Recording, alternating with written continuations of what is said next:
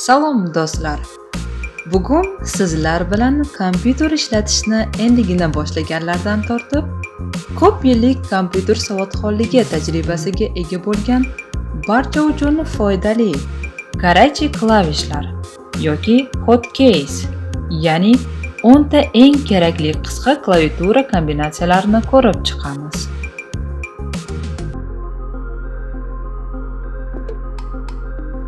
1.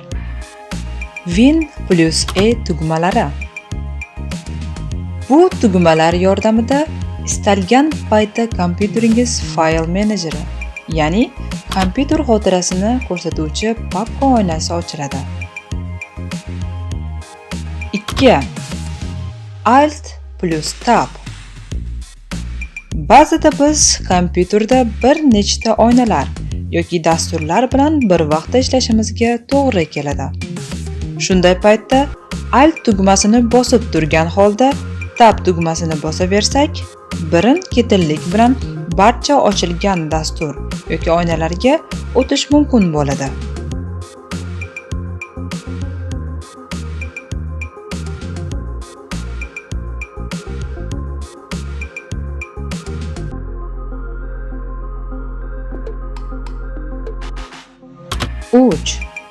Win plus M.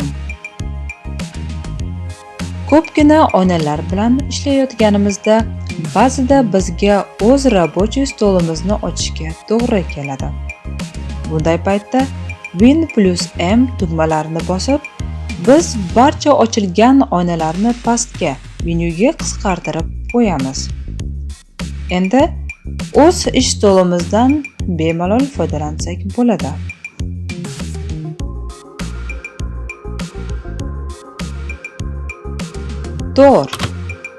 Win plus raqamlar. Alt plus Tabni o'rniga yana ham qulayroq bo'lishi uchun Win tugmasi bilan biror bir raqamni bossak, bizga o'sha raqamda ochilgan oynani asosiy oyna sifatida ochib beradi. Misol uchun, Win plus 1 ni bossak, biz ishlayotgan birinchi oyna ochiladi. Agarda Win plus 2 ni bossak, ikkinchi oynani asosiy qilib ochib beradi.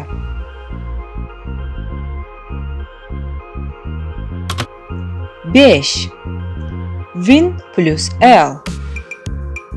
Ko'p hollarda uzoq vaqt davomida kompyuterda turli xil ishlarni bajarishimizga to'g'ri keladi. Bunday hollarda tanaffus olish uchun kompyuterimizdan uzoqroq ketishga to'g'ri kelsa, bu tugmalar bizga juda ham qo'l keladi. Win plus L ni bosish orqali biz kompyuterimizni bloklab qo'yamiz. Kompyuterimizni boshqalar foydalanmasligini xohlasak, avvaldan o'z uchetniy zapisimizga parol o'rnatib qo'yishimiz kerak bo'ladi.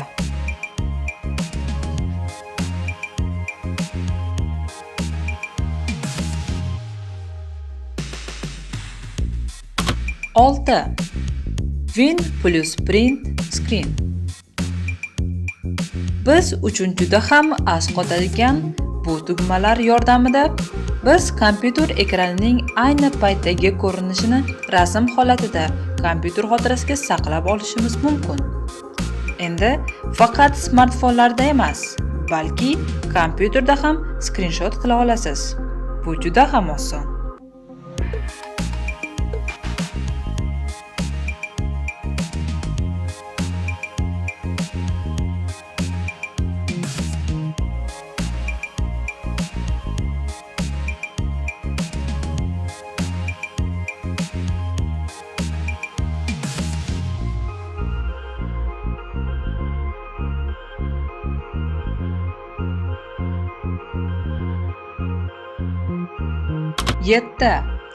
Win plus Ctrl D.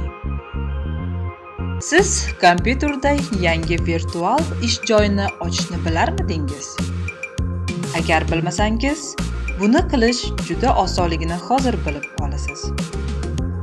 Ko'pgina dasturlar bilan ishlayotgan paytingizda ushbu tugmalarni bosish orqali xuddi kompyuteringizni yangitdan o'chirib yoqqanday yangi bo'm-bo'sh virtual ish stoliga ega bo'lasiz. Bunday yangi oyna juda ham ko'p vaziyatlarda sizga ajoyib yechim bo'ladi. Ayniqsa, qilayotgan ishlaringizni to'satdan kirib qolgan odam ko'rishini istamasangiz, bu juda ham asqotadi. Yuqorida aytib o'tilgan tugmalarni bosib ko'rgan bo'lsangiz, shuncha ishlayotgan dasturlar, qilayotgan ishlarim qayerga yo'qolib qoldi deb qo'rqayotgan bo'lishingiz mumkin. Xavotirga hojat yo'q. Barcha ishlaringiz o'z joyida turibdi. Ularga osongina qaytib olish mumkin. 8. Win plus Ctrl strelkalar. Biz bundan oldin yangi virtual ish joyini hosil qilgan edik. Endi eski ishlayotgan oynamizga qaytish uchun Win Ctrl strelkalarni bosgan holda virtual oynalarning biridan boshqasiga osongina o'tishimiz mumkin bo'ladi. Chapga bossangiz avvalgi virtual oynaga, o'ng tarafga bossangiz keyingi virtual oynaga o'tishingiz mumkin.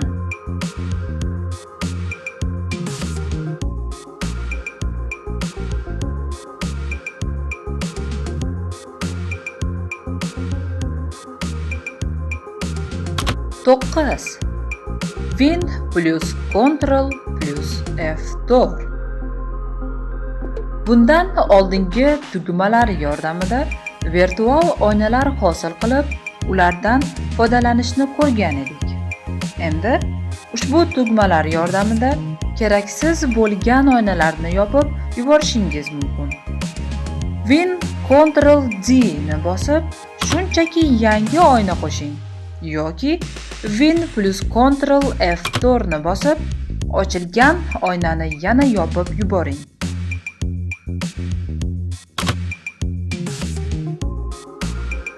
On. Ctrl plus Shift plus Escape. Ko'pincha bir nechta ilovalar bilan yoki dasturlar bilan ish olib borayotgan paytimiz kompyuterga nagruzka tushib, qaysidir dastur qotib qolib, ishni to'xtatib qo'yishi mumkin. Bu holatda kompyuterni o'chirib yoqsak, boshqa ma'lumotlarni yo'qotishimiz mumkin. Buni oldini olish uchun Ctrl Shift Escape tugmalarini bosgan holda dispetcher zadach oynasini ochib, bu oynadan qotib qolgan, ya'ni ishni to'xtatgan dastur nomini tanlab, pastdagi Снять задачу yozuvi ustiga bosib, osongina ushbu dasturni yopib yuborishimiz mumkin.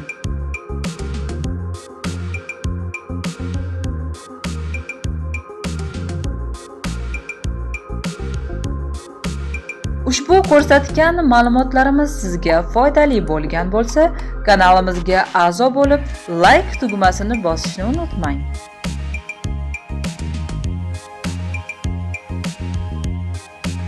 O'zingizni qiziqtirgan savollar yoki takliflaringizni kommentariyada yozib qoldiring. E'tiboringiz uchun rahmat.